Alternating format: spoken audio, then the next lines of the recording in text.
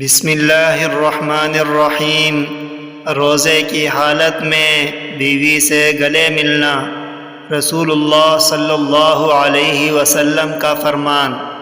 حضرت ابو ہریرہ رضی اللہ عنہ سے روایت ہے، کسی آدمی نے روزہ دار کے لیے اپنی اہلیہ سے گلے ملنے کے بارے میں نبی صلی اللہ علیہ وآلہ وسلم سے مسئلہ دریافت کیا تو آپ نے اسے رخصت عنایت فرما دی۔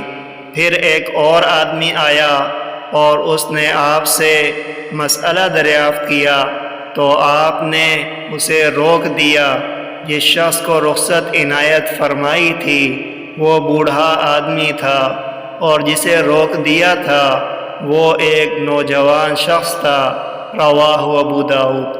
وعن ابی ہریرہ رضی اللہ عنہ ان رجلا سأل النبی صلی اللہ علیہ وسلم عن المباشرة للصائم فرخص له، وأتاه آخر فسأله فنهاه، فإذا الذي رخص له شيخ وإذا الذي نهاه شاب۔ رواہ ابو داؤد۔